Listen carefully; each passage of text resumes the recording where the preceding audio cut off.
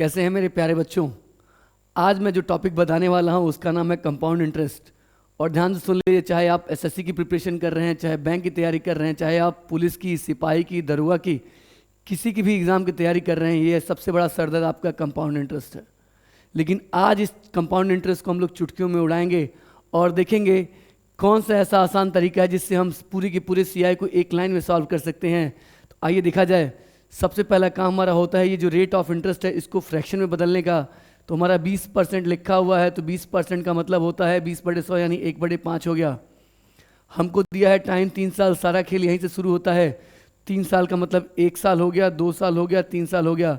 1 साल में हम हमेशा 1 डैश बनाएंगे, 2 साल में 2 डैश बनाएंगे, 3 साल में कितना डैश, 3 डैश बनाएंगे। अब आगे बढ़ते हैं। अब दूसरी बात पे ध्यान देते हैं।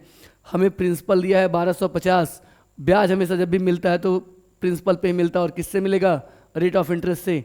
और हमारा रेट ऑफ इंटरेस्ट है 1/5, यानी इस 1250 में हम कितने से भाग कर देंगे, 1/5 से कर देंगे बच्चों। कितना आ जाएगा, 250। अब समझना, अगर यहाँ पे आपने 250 लिख दिया है तो सब में आपको 250 ही लिखना है। कितना लिखेंगे बच्चे, 250। यहाँ तक कोई डाउट। अब हम इसके आगे चलते हैं। अब देखेंगे सीढ़ी से जैसे हम नीचे उतरते हैं वैसे ही अब हम यहाँ से यहाँ जाएंगे, यानी अब हमें ब्याज किस पैसे पे मिलेगा, 250 पे मिलेगा। 250 पे हम ब्याज लेंगे फिर से 1/5 से। कितना आ जाएगा बच्चा, 50 आ गया। आपने यहाँ पे 50 लिख दिया। अब ध्यान देना, इस वाले लाइन को हम सेम एक ही जैसा लिखते हैं, लेकिन यहाँ पर अगर 50 है तो ठीक इसका डबल लिखेंगे। 50 है तो यहाँ पे कितना आ जाएगा, 100 आ जाएगा। आगे बढ़ते हैं। अब फिर हम यहाँ से नीचे जाएंगे, इस 50 में फिर 1/5 से भाग करेंगे। कितना आ जाएगा बच्चों, 1/5 से 10 आ जाएगा। तो हमने यहाँ पे लिख दिया 10।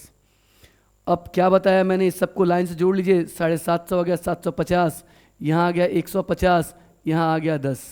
हम बात कर रहे हैं सीआई की, इन तीनों को जोड़ लीजिए, 750, 150 और 10 को, यानी 750, 150 और 10 तीनों को जोड़ लेंगे, सीआई आ जाएगा। सिर्फ पहले वाले की बात करेंगे तो हमारा एसआई आ जाएगा।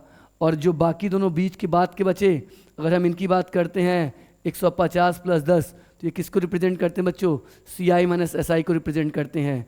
ठीक है, अगला क्वेश्चन जो है वो आपके लिए है। आप इसका फटाफट आंसर निकाल करके कमेंट बॉक्स में आंसर करिए। अब नेक्स्ट वीडियो में जो मैं बताऊंगा आपको, इसी के आगे CI3 - CI2 कैसे निकालते हैं, अमाउंट ऑफ CI कैसे निकालते हैं, अमाउंट ऑफ SI कैसे निकालते हैं, इसी टेक्निक से। आज बस यहीं तक बच्चों। जय हिंद, जय भारत।